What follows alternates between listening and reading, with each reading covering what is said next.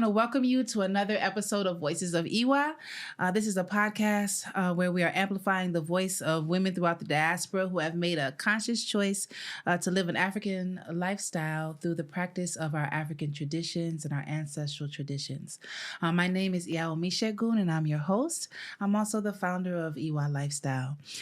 We have been focused on this entire season on the role of women in our African traditions. This is the second part of a two-part episode where we are dealing with the role of sister in our African traditions, and we are sitting with our two beautiful Iyas we've been talking about the importance of sisterhood. We've been talking about some of the challenges in sisterhood. I wanna move the conversation just a little bit more to our traditions in specific, right? And I'm wondering if you all have noticed. I know in my own life, I'm openly. People may know or may not know. So I'm in a openly. Our marriage is we're a poly couple. In that, I have felt like since in our traditions, there's a lot of like polygyny is a thing, right? And can be a thing. As a result, it's felt to me like the notion of competition among women is on like 10, right? But I think the notion of competition already exists, but I feel like in our traditions, it can be on like level 10. Have you all experienced anything with like competition? Not necessarily in marriage, but like just period, with sisters, and like what has that been like for you? Yeah, smiling when you this is the second time I've looked over at you and you like these questions. You know, I'm telling you, I got stories for days. And the thing is, I don't want to say I got stories for days, but I do. Yeah. And it's not coming from a space of arrogance, so please understand it's not. You know, when I look at my life and my journey and who I am, this is ancestral. This is my birthright. This is just who I am. I didn't fight my way to get to the titles that I have and the positions that I have. This just came because this is my journey. Sure. And the people that I've connected with, not just women. I've had men try to compete. Okay. And to try and diminish me based upon who they think they are as opposed to who I am. And so that competition is really real to the point where when my thing is go to Ifa, do divination, make a bar, keep it moving. Yeah. But when you ask why is this happening? And one of the messages that came back and I was like, oh, really?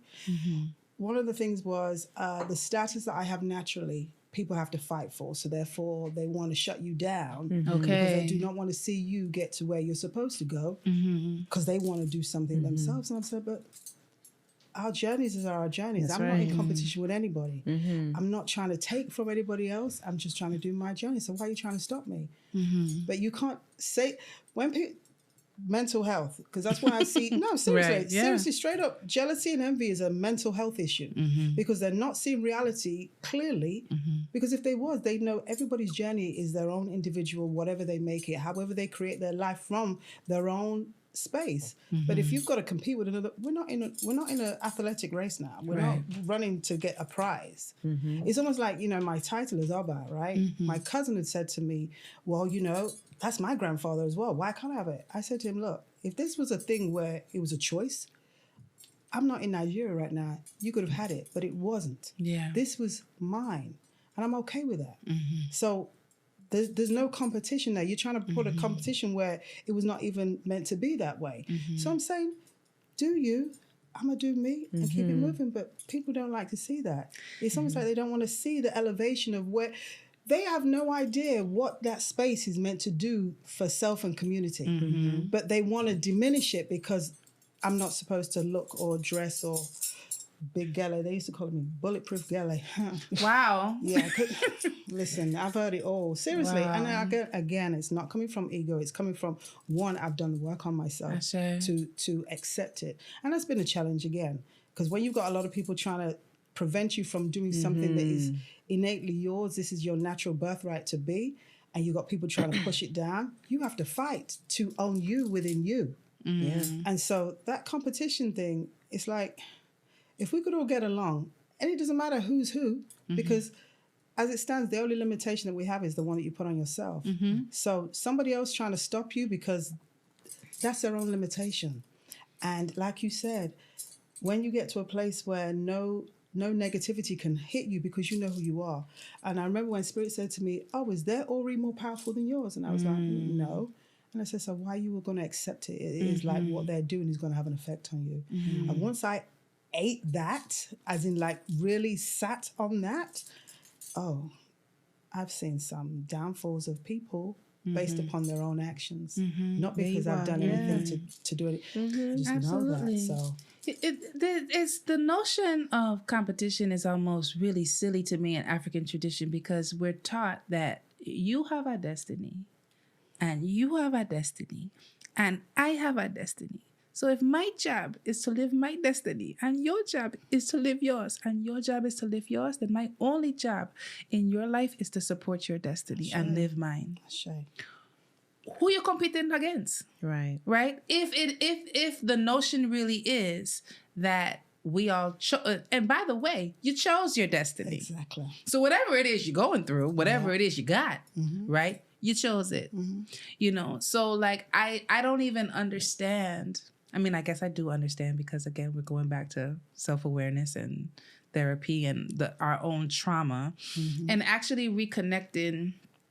So it's not enough to reconnect with our traditions. We have to live them, right? I think there's a bridge between us actually connecting with our traditions and actually deciding to like live that life. But I think when you really live it, then there's no such thing. Competition is eliminated, because if I'm living my destiny, then I'm actually super happy and excited to see you live yours. Exactly. Right? But that's not what we have a lot of times. I think people really miss an opportunity to bless themselves when they forego the opportunity to support someone else in their destiny. People don't understand the ashe that comes with the support of someone else. If you can help someone else, why wouldn't you? Yeah.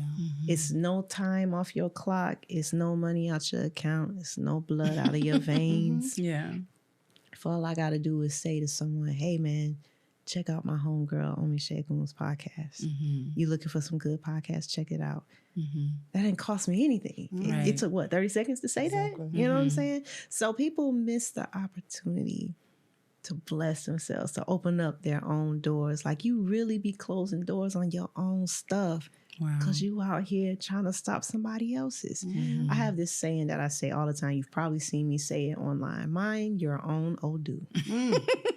That's it. If you minded your own Odu, you wouldn't worry about why somebody else is doing what they doing. I don't look at the world in that way. I'll be like, oh, that's different. Okay. And if it doesn't align with what I was taught or what I think is air quote right, because just because it ain't how I do it doesn't make it wrong. There's more than one way to do things. There's more than one way to do things. So, I'm on my own Odu. I don't even ask people what their Odu is. It's not my business. Right. Yeah. Your destiny is your business. How can I support you in what you're doing? You know what I'm saying? So anytime that I have the opportunity to add on what somebody else is doing, I do that because that's my Iwa. That's my character, to help someone else. But also I understand in doing that, it reciprocates. It comes when it comes time for somebody to help me, somebody's going to help me. And it may not even come in terms of Ifa. Somebody may be like, you know what, you didn't have an appointment to, I went and took my father's truck to get a duplicate key because we couldn't find the key, right? Can't ask him because, he's gone to a room. So I went to go get another key, right? They told me that my appointment was at noon, but they told me I could come at 7 a.m. So I showed up at 7 a.m. to GMC. And they were like, oh, you don't have an appointment. And I said, I started to say, well, they told me I could come. But you know what? We finna work you in. Don't worry about it. Just leave me a key. We'll work you in. It's going to take about 4 hours. It took 2. You know what I'm saying? So not only did I not have an appointment, you told me it's going to take 4 hours, took less time. You know what I'm saying? So you see how things return? You know what I'm saying? It's not always technically spirituality related, but what you put out, you know what I'm saying, it comes back. So because I'm supporting others, when it came time to support me, because I had to be at a Bimbe later that day, so I'm like, I'm gonna be late 4 hours. Got me out in time. Yeah. You see how that works? Like, you know, it's the exchange of energy. It's the EY, man. I'm telling you, your EY is the key to everything. It is. It's the key to everything. And if you just mind your own blood clot, mind your own business. Yeah. You know what I'm saying? Like, it keeps your skin clear. You know, it keeps less stress. Mind your own business. You know what I'm saying? So attend to what it is that you have to attend to, and however you can support other people, do that. And in the jealousy and all of that stuff, it's gonna come from people who not minding their own old dude. People asking you, well, how you get that? Don't worry about me. Don't worry about it, sweetheart. Don't worry about it. What's for me is for me. You can't get in the way. What's for me? You're not strong enough to do that. Yeah. You're not strong enough to do that. What's for me is for me. It is my destiny to be wherever I'm supposed to be, have whatever I'm supposed to have. It's for me. Can't get in the way of that. It don't matter how much eyeball you do. You just wasting chickens at this point. You wasting, you wasting, you know what I'm saying? You wasting your time. You know what I'm saying? You're wasting your energy, because what's for me is for me. Can't get in the way of that. Don't matter what you do. I don't care how many candles you burn, how many times you go back and forth to yays about supplies. It doesn't matter. You wasting your time, your energy, and your resources on trying to get in the way of anything for me. You might as well put your attention on what you're doing, because it can't get in the way for me. I still don't understand. I know conceptually. So you may hear me say things like, I know something like scholastically, as opposed to like, I feel something, right? And so like, there's this very heady part of me that gets like, okay, there are people that are actually doing spiritual work for something that other than themselves, right? That happens. And then there's this, I don't know, another side of me that just doesn't even understand, right? I don't understand how in the relationship that I feel like my egg bae would beat me up. You know what I mean? Like, I feel like, I don't know what relationship people have with their shrines. You know, like, I feel like they would shut that down. Oshun would shut that shit down, like, immediately. Yeah. Like, I just don't, and maybe there's a different relationship. I don't know. But yeah, I think I can't believe that people would waste energy, money, resources, time. You sound about like me. You just don't call it what I call it spiritual arrogance. You know what I'm saying? I'm so arrogant in my ashe. Like, it don't matter what you do. I don't care. It don't matter. You can't get in the way what's for me. You cannot harm me. You cannot harm anybody who loves me. You cannot harm anybody in my circle. You cannot burn down my house. You cannot do any of these things, because what's for me is for me. My spiritual protection, my ashe is evident. Heaven sent. Can't get in the way. Put that on a shirt, girl. You really you know what? You know who said that? That comes from a song. This brother named Ekandayo from this group called Lions did. Okay. That's in a song that I can't remember the name of the song, but he said, my ashe is evident. How can you not tell I am heaven sent? You know what I'm saying? You just cannot get in the way. What's for me? What's for me is for me. You better mind your own old mind to your own business, tend to your own house, mind your own affairs, because you wasting time. With the time and energy that you could be spending growing your own destiny, worried about me, is crazy to me. That's crazy talk. But it's people out here who are actually doing it, because they get attracted by the dark side of what we do. They think that they can just go and put work on anybody that offends them, instead of praying for protection from what you have. What, even if it's you just have your Ishefa. Ifa, protect me from whatever. You know what I'm saying? You'll never hear me going to my shrine and asking for, I need this person to hurt themselves, or I need this not to go through. Even get it. That's a waste of time. Yeah. I ask for protection from whoever is trying to do whatever to me. I ask for that protection. That's what I spend my time doing. If I think somebody's doing something against me, I spend my time doing that. I'm not worried about what it is that you're specifically doing, if you're doing anything at all, because sometimes that stuff be in our mind. People ain't always against you. You know what I'm saying? Some people ain't even really thinking about you. Some of this is in your mind. You know what I'm saying? So when you're focused on what somebody else may or may not be doing, that's you're losing it. You're losing the grip. Get a grip back on what it is that you're doing. Focus back on your Odu and your destiny. Because if you're focused on these things, you don't have time to worry about what somebody else is doing. Like, I really don't give a shit what nobody is doing against me. Don't even matter. And eventually, you know, if I'm your friend and somebody's you're doing something against me, it's gonna come out. I ain't even gotta dig. I don't have to dig for it. It's gonna come out. I don't have. I just ask for Ifa for discernment, for the gift of vision without my eyes. You know what I'm saying? Just the gift of sight to see when this is coming forward. I don't have to worry about any of that other stuff. So let me ask this. So like we all know that if I can talk like that, right? Like, you know, you have enemies, you know, there are people that are talking against you. There are people that are using their mouths to curse you, like all of that kind of stuff. And so do you think like, and then an unhealed mind could go to that be so such and such, you know, working against me. I have definitely gotten calls from, you know, people that study with me that are like, I had a dream and such and such and such and such and such is, you know, working against me. Or I know that they took they took a bird to their shrine and, you know, like all of this stuff. In those instances, like, do you feel like, again, does our culture promote like that competition, that negative vibe, not necessarily even with women, but could be, especially when we're unhealed with each other. Again, like I said earlier, Ifa is a section within the world. We're in the world. So whatever's in the world is going to reflect it. It doesn't matter what circle you're in. It doesn't matter what spiritual. They got it in Christianity. You're right. They got it in Islam. They have it in Judaism, in Buddhism, atheism. They have it everywhere. You know what I'm saying? So whatever's going on in the world will reflect in the people that are in the thing. So I don't think our culture promotes that. I think our culture promotes quite the opposite. Yeah. But we have people in the world who are impacted and influenced by the world. Operating within an ATR takes a change of mind, especially when you've been raised in a diaspora to be raised a completely different thing. Like we're talking about a communalistic entity. You know what I'm saying? American life is so individualistic.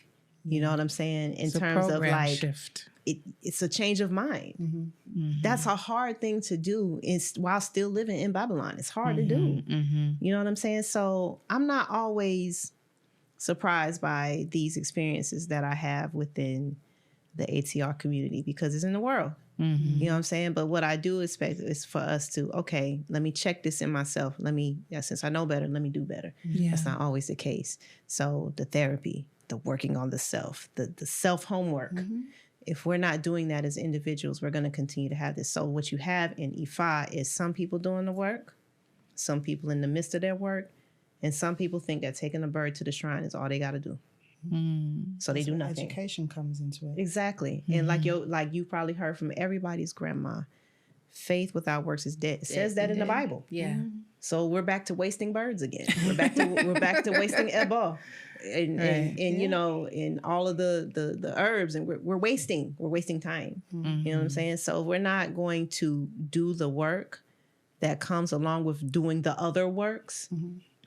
It all falls off the table. It's just pointless. You know what I'm saying? So because we're in the world, we're going to have people who are not going to be doing their work. The best thing we can do to make a shift in the mindset of others is with our own Iwa, with our own character, with our own presentation. The fact that you continue to walk in these rooms where you know you've had daggers thrown at you, but you still got your head held high with your bulletproof gatling on. You know what I'm saying? Still beautifully got your smile. wrapped. Still got your smile. One thing I can say about Oba, she's consistent. Yes. Yeah, I'm not always that consistent because I'm moody. I'm a Cancer. So sometimes it depends on the phase of the moon, how much I'm going to give you. Doesn't have anything to do with anybody but me. She consistent. You know what I'm saying? You know what you're going to get. So the EY is always there. You know what I'm saying? The best thing you can do is be the best version of yourself. That's all we can do. We can ask others to do the work. Are they going to do it? Don't know. Some might. Some may half, quarter, you know. But the best thing that we can do is be models for that, especially being that we're middle-aged women. You know what I'm saying? So now we got the younger sisters looking. I mean, facts. Listen, I got classmates that's under the dirt. You know what I'm saying? So I'm grateful to be here. You know, I'm grateful to be here in good health. But you know, we have the younger sisters coming up now, and even like sometimes. Like I told you, I'm a few years older than you. But, you know, I tell you all the time, like, I look up to you in a lot of ways. you're taller than me too. So, I look up to you in a lot of ways though. But, just your EY, you know what I'm saying? How you always extend yourself. It doesn't always have to be an age thing. We can impact each other across the alley. You know what I'm saying? We can impact one another and be an influence on each other. But when they see you and I interact as middle-aged women, because as our parents die, we're moving into the eldership. It's us now. Yeah. You know what I'm saying? That's a hard thing for me to swallow. I'm like, yo, I'm 46, chill. Yeah. You know what I'm saying? But that's where we're going. We're being moved into the eldership role. So with that comes some responsibility. Yes. You know what I'm saying? In gang culture, we call it OG. That's where we are. So we have to reflect what it is that we want to see. And because we know better and we've been practicing longer, we've been doing this longer, we have to mirror these qualities that we expect to see. Because if they see us as middle-aged women stabbing each other, what you think the younger folks gonna do? They're gonna do the same. You know what I'm saying? That's why we got everybody running amok now, outside doing robberies and stuff with a neck full of a leche on. So we have to make sure that we're demonstrating the right character. And I think it starts with us. I think we have a unique opportunity because, when I think about my parents, I remember when I asked them how old they were, they said 40. I was like, 40? You old as hell. You're going to die tomorrow. I remember that. You are super old. And I remember how they looked and how they dressed. But see, now you have elders who look like us, you know what I'm saying? So we still kind of hip, so we still speak the language. Yeah. We can still relate. We can still catch their ear. You know what I'm saying? So being that we can do that, we have a unique opportunity to be an influence on the next folks coming in. Because soon we going to be sitting in the chair and they going to be doing everything. Yeah. It'll be our turn to be the elder. Yeah. Sitting in the chair, watching and presiding over things. Hey, recite that, Odu. You know what I'm saying? So we have a unique opportunity. And I think within that, demonstrating the best possible Iwa with each other, sisterhood with each other. When people see that, you know what? I need to get with that program. I see how it fortifies their lives. I see how it blesses them. I see how they open doors for each other. I see how they have different tables and they allow each other to sit at the tables. We can have 3 different tables. It's 3 of us. We can have 3 different tables. Okay, now it's time for us to do this. Y'all, come on. I got a chair for you right here. You know what I'm saying? You sit there. And we eat. And then, it's time to do this next thing. Hey, y'all come to this table. And we eat. You know what I'm saying? Like, when you can demonstrate that type of EY, it's impactful. It's impactful. It reminds me back to me telling you earlier that I had 9 godmothers. Table was never empty and everybody always had a seat. Everybody was always fed. Nobody's lights was cut off. And I mean that literally and figuratively. Yeah. You know what I'm saying? Everybody had what they needed because they helped each other. We can do that. We have a unique opportunity to show the youth, this is how you do it. This is Ifa. This is Iwa. This is how we do this. Come get with this program. I'm telling you, it's going to bless your life. It's going to change your life. So we have a unique opportunity to do that. I think we should. It comes with education, though. Sorry. The educational part that I think is missing is when all these young people coming in thinking that the power in the Orisha and Ifa is something to be able to manipulate and dominate and preside over somebody else.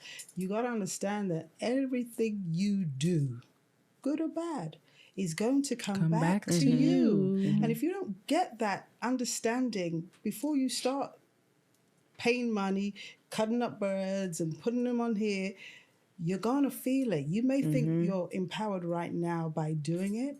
And then if you see the destruction that it's causing somebody's life and you feel even more powerful, guaranteed you will not be getting away with it because it's not for somebody else to even do that. It's because you've set that energy in motion. Yeah. So that energy has no choice other than to come back. So this is why I say they have to be taught that doing that, this energy is there for a certain reason. You can't have one without the other. It does not mean that you have to partake in that in order to do something. If somebody's doing something that you don't like, the first thing you do, divination, do Eba. Because one, your hands will never be dirty by doing Eba that Ifa has prescribed or the Orisha has prescribed. Yeah. But the minute you take it upon yourself to go into your pot and start putting things underneath there and you've made yourself an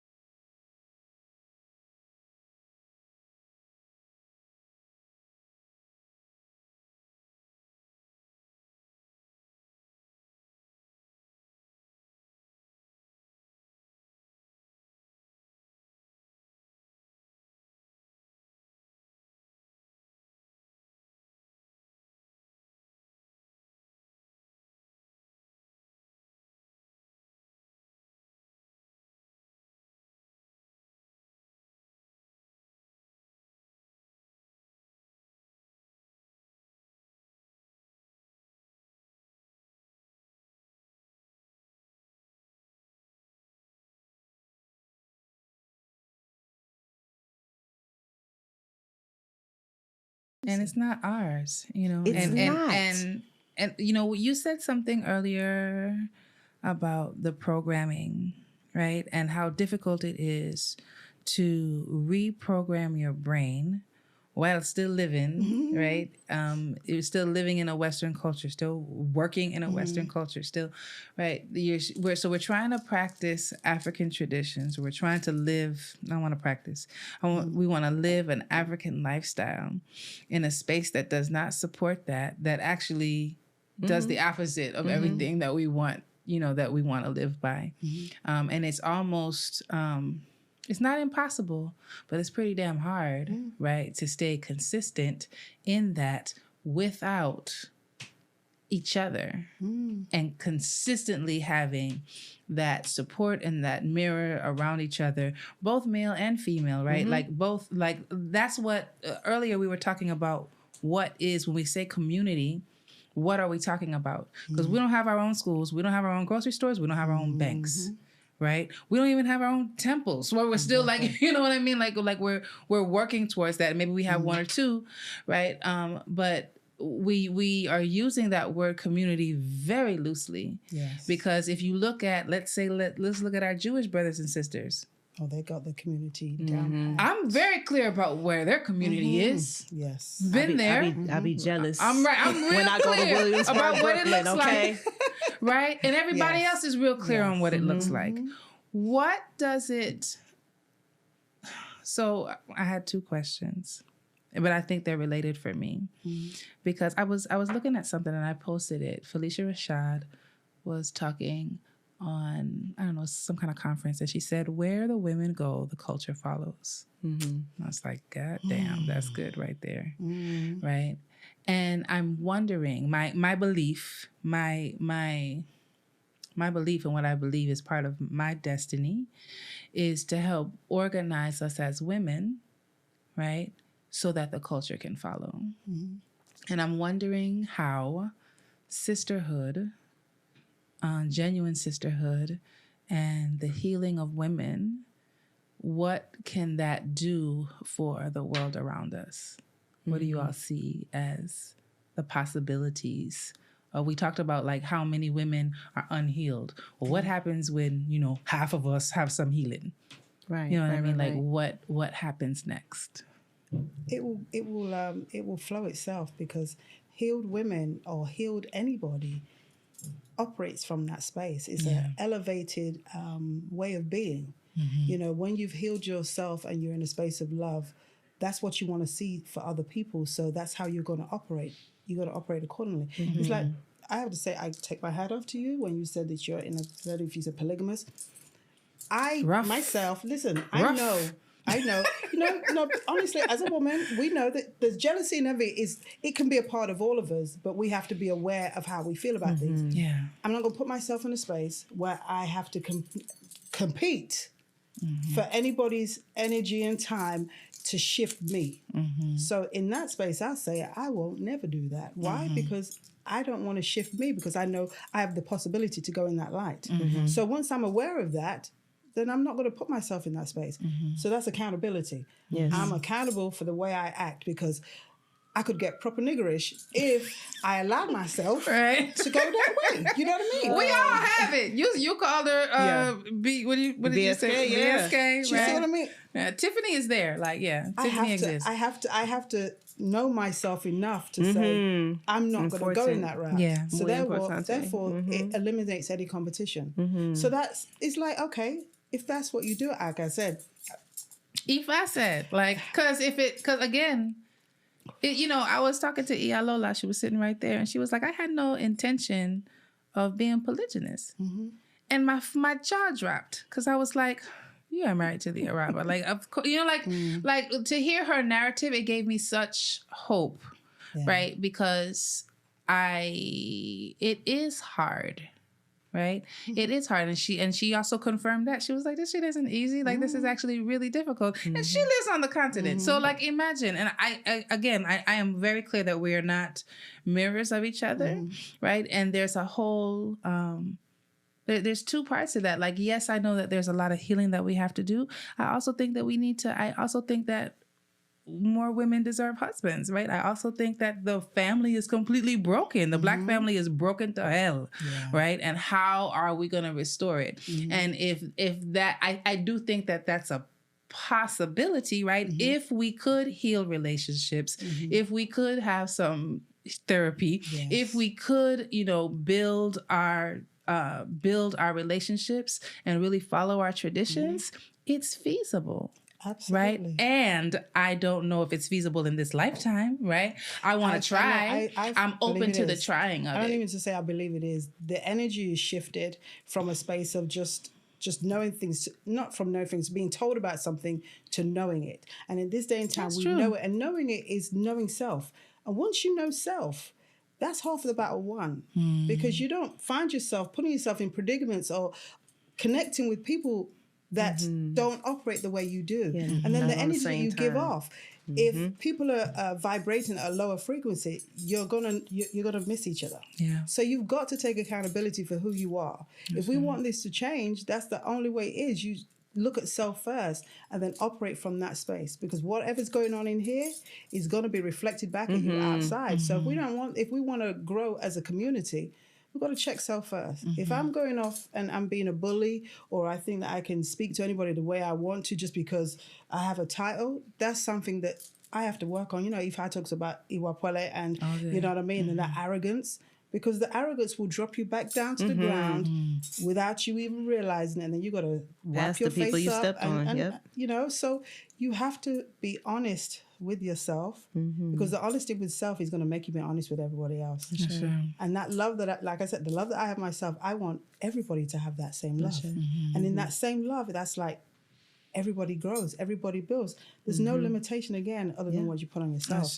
But this has to be the dialogue. This has to be the conversation. We've never been taught how to think correctly from a space of empowerment to know that we can have whatever we want. Whatever we want. We look at this life and not realizing that we've created this by our own thoughts.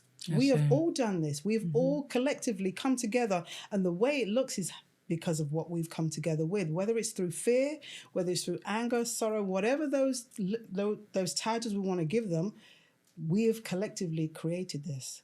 But we could also create a better way. It starts with, what do we really want? And are we going to be honest with it?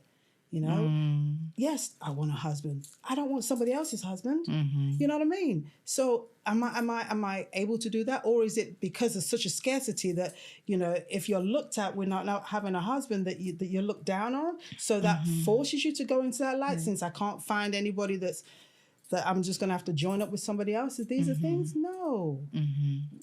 Again, it's the honesty within self.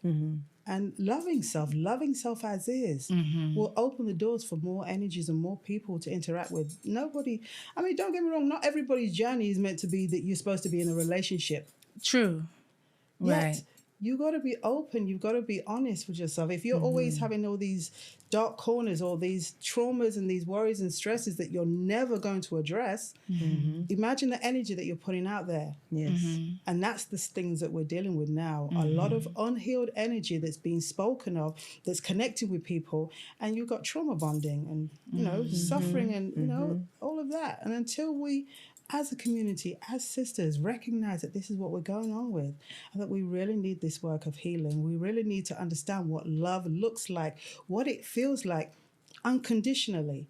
This is how we change the community, because that love, that dialogue, that feeling, it's infectious, you know?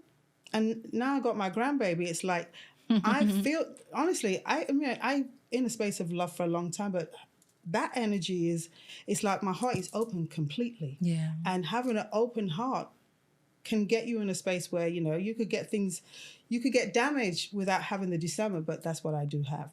So I remain with my heart open in order for that energy to continuously flow and allow that energy to continuously come back. You know, it's that holding back that keeps the space that we're in, that keeps that dialogue going of the competition, and not speaking up and saying, you know what, I just love how the way you roll, right? And I ain't even gonna lie, it makes me feel a way because you look so good, you carry yourself, and I'd just love to be able to do that.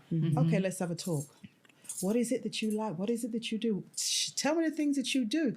And then show them themselves in a way that they can say, oh, wow, I can do that. I do that. And that changes. I'm dope too. Yes, it changes everything. But, we don't get close enough to have those dialogues in order to change this. But it's in our hands. It's completely been in our hands. But the awareness of it is, are we really going to take note of the things that we need to change? Or we're just going to keep doing what we're doing and getting what we got? Because it's easier. Some people don't want to talk about their own pains and how you've upset them and how they're upset just by looking at what you're doing, and you're doing such great things, and that they wish that they could have a fraction of what you're doing or have the idea of how to do it. So I'm just going to sit and look at you and be upset. Right. Let's talk about it. Let's dialogue. We're getting back to the ways of our original people, back to the ways of where we came from. We're getting back to that. And I think that, not to continue to reference white supremacy, but, there was a reason why that was introduced into our communities, because they knew if they could break a people, they could, pretty much kill us off. It damaged our ability to survive and thrive. So, once we get this mentality, we need to not only maintain it, we need to teach it to others. We need to show others, by how we live our lives and stuff like that. And in order for our communities to grow and thrive, we have to be examples of said behavior. You know what I'm saying? And, white supremacy was introduced to our communities for a reason. The damaging of Black relationships led to the damaging of Black families, led to the damage of Black children. So now everybody broke as hell.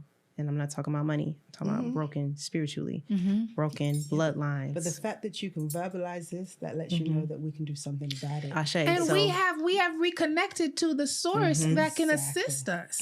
So instead of you using your chicken for that stupid shit, why don't you sacrifice the chicken for the betterment of Black families? Can we do that? People in the world. People in the world coming to IFA for the wrong reason. Coming to, again, back to the mental health. It's back to the mental health, though. It's back to the mental health, though. So instead of, trying to uplift yourself and your community, you worried about throwing stuff at somebody else who looked at you funny, and who probably was hungry.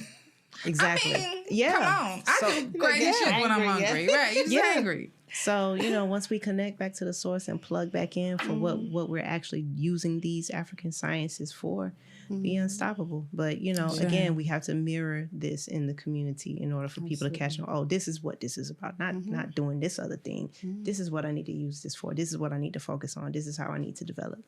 So, again, it starts with looking at self. That is the solution. The solution is the self-work in terms of solving all of this, and serving us the jealousy, the backbiting, the broken sisterhood, the broken brotherhood, the broken relationships with parents and kids. All of that, it starts with the self-homework. If we don't do the self-homework is just that, is self. Can't nobody help you with that but maybe a therapist. And Olowogbofalue. That's about it. You know what I'm saying? It doesn't matter how many birds you kill. You gotta do the work. If the work is not done, everything else you're doing is just it's costume. We Halloween at this point. You know what I'm saying? So without doing that self-homework, none of this is gonna come about. So that is the solution. It's the self. It's the self-homework. Well, let's give the audience some very, one of the things I'm huge on is living it, right? I'd like to give some very practical steps in terms of doing your self-work and also in terms of building relationships with other women. Right. So journaling is always a good thing. It helps you really evaluate the things that you've been through, and you can go back and look at it and be like, this is where I erred, stuff like that. Therapy. I'm going to keep on harping on therapy because it's just necessary. And finding a good therapist and the right therapist. Like me having to find someone who can understand that I run a business, I have 6 children, I'm in a poly relationship, I sacrifice goats in my living room. You know what I mean? Like, come on, that's a lot right there. I could start with those 4 things, and I'm multi-layered. I'm adopted. I have abandonment stuff. You know what I mean? So having someone that could take that all in and not be judgmental, because I don't want to be judged either in a therapy session. You have to take the time to find the right person for you. I had to go outside the state to find the therapist that I'm working right now, who I love, right? But I had to be willing to do something different. So you have to take it so seriously that you're willing to go up and beyond. Right. It's not covered by my insurance. That's another thing we should tell people. Like sometimes you can get it covered by your insurance, but if you do that, then your scope of who you might use could be really narrow, right?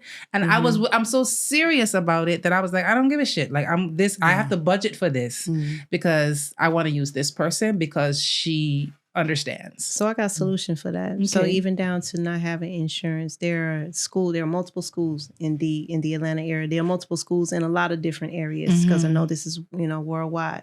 There are multiple schools in multiple places. You know what I'm saying? So those schools have to do so many free hours of therapy time. You can go there. You got a Facebook account. You can pay for your what is it called? Your verification. You pay for your blue check. If you can pay for your blue check once a month, you can pay for your therapist. Okay. You ain't got to go sit on the couch and, and put your feet up and with the notepad. It's not that anymore. Yeah. You could do that on the phone, virtually. FaceTime. Yep. You know what I'm saying? A lot of these places have sliding scales. Grow therapy. That's the one that I use. Okay. I have insurance, but I know that they have a sliding scale fee.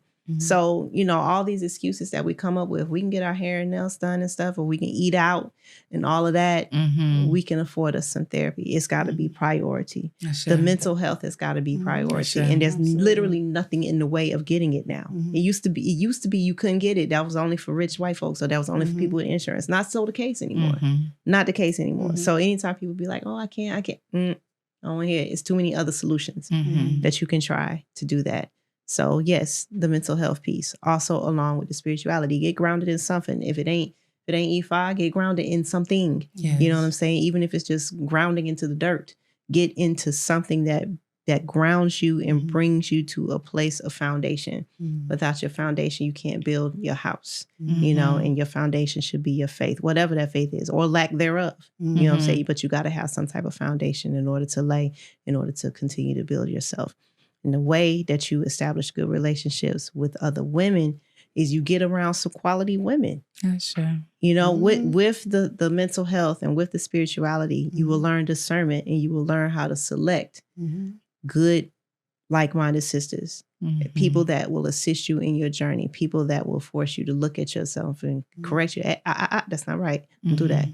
This is how we need to go. That's not good. That's not healthy. You need to have people who hold you accountable.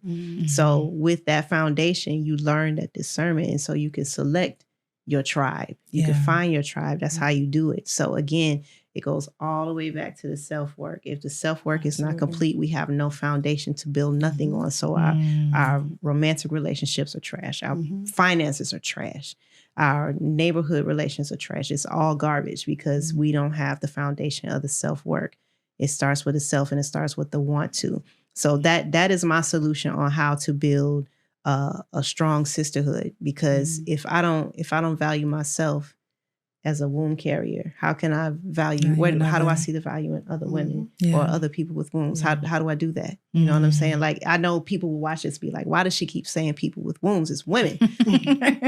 Whatever you want to call it. I don't get into all that. All I know is people who have wombs, we have a connection. You know what I'm saying? We actually have Odu within our bodies. Yes. You know what I'm saying? So whatever you label yourself as, if you got a womb, we can connect. We can build a strong relationship, a strong friendship, support network. That's important because without these things, a community dies. Like Felicia Rashad said, wherever the women go, the culture follows. So does the community. So does the dollars. So does everything. Wherever women go, wherever people with wombs go, the resources go, the communities go. We are the shifters.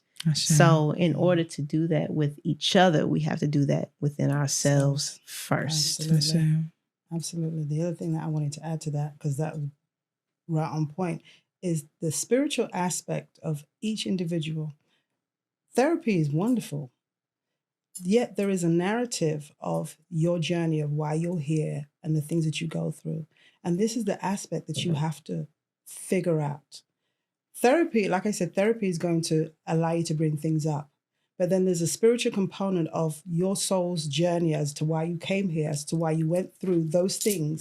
That is not necessarily meant to be a hindrance, but it's a component of you learning who you are, and why these things had to happen. You know, I at one time, I think I went to an Egungun festival, and people was talking about their families. And yes, my dad he wasn't always around, but that's because he lived in Nigeria. My mum lived in England. Well, we lived in England, but he was there. He came every now and again. So I sat there. I was on the way back. I was like, why was you not there? You know, and I heard it clearly, like, because you didn't need me. That was not a component that you needed at that time. And I was like, when I look back, I was like, well, I kind of not done too bad.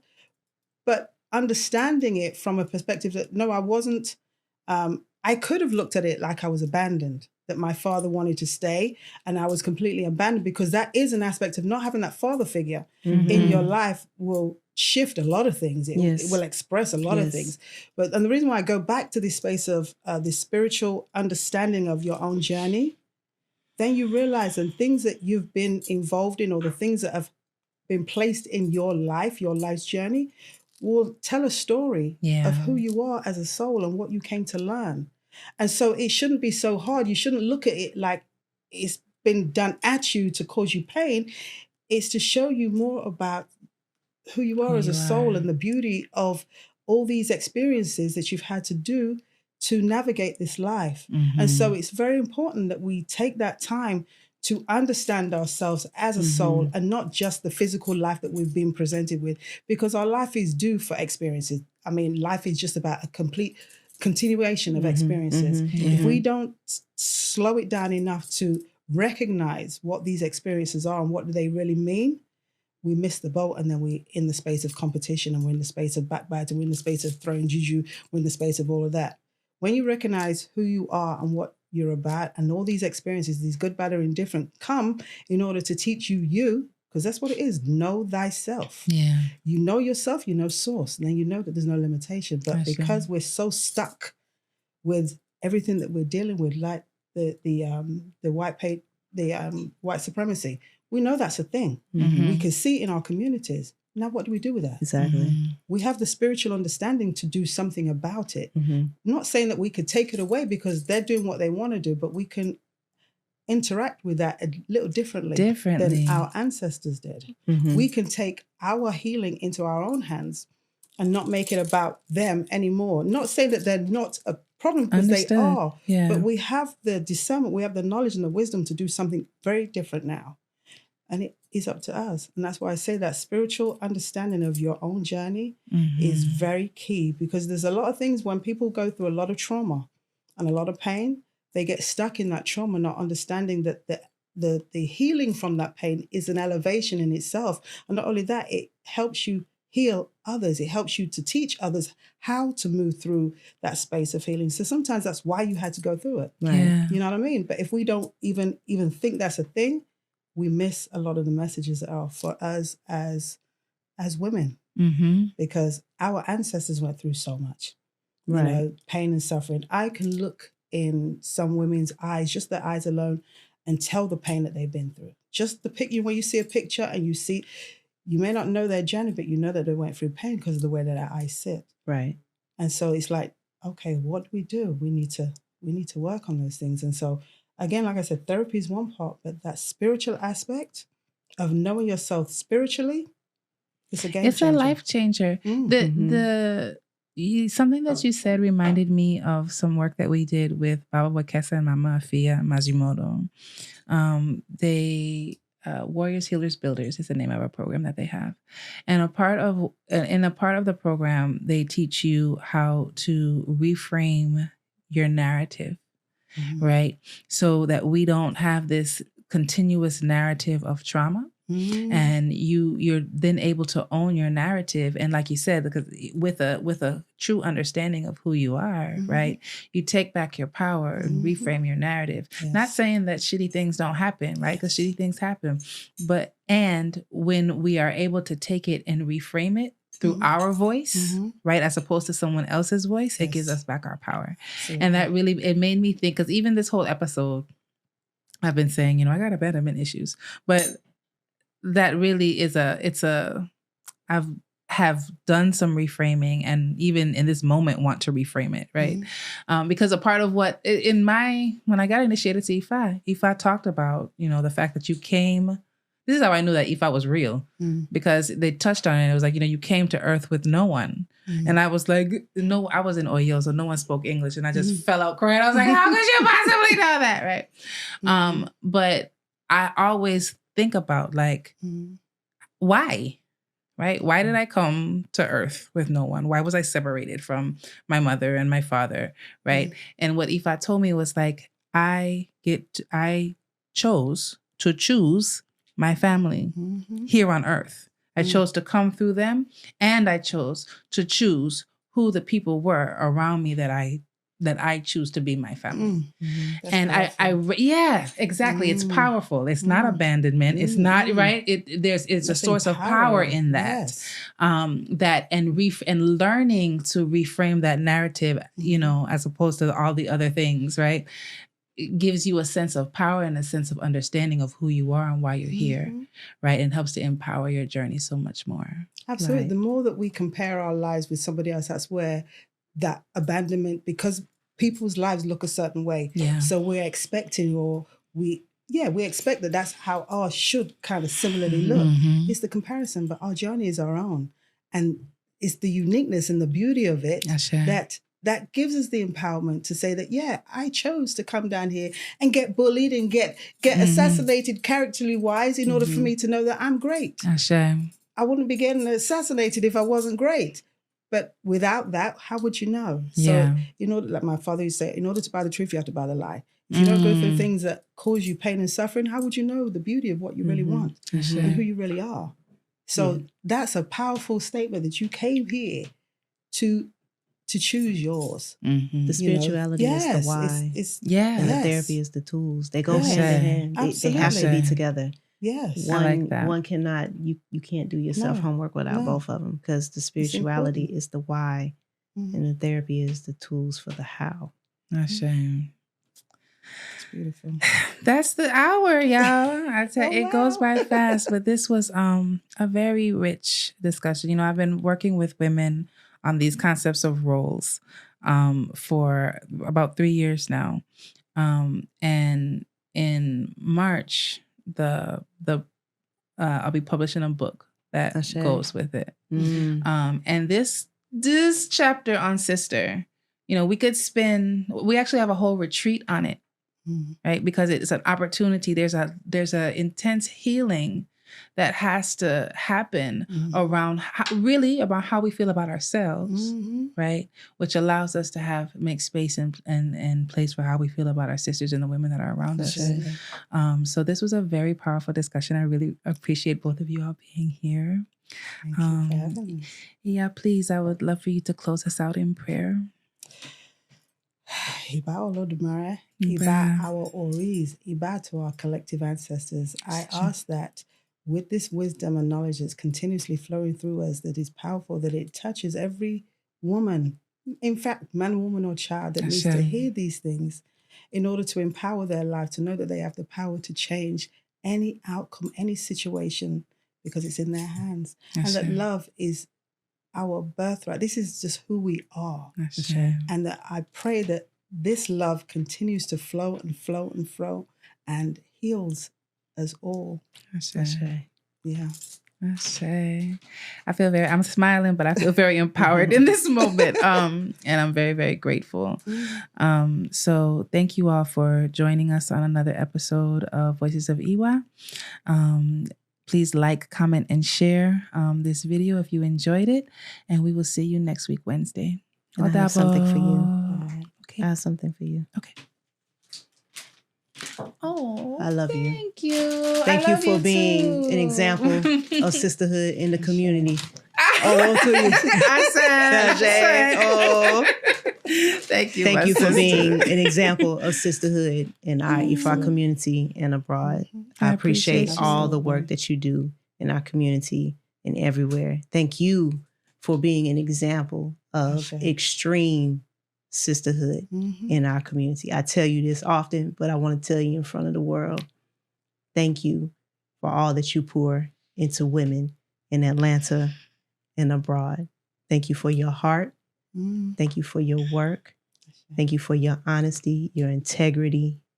Just everything about you has always screamed sisterhood since the day we met.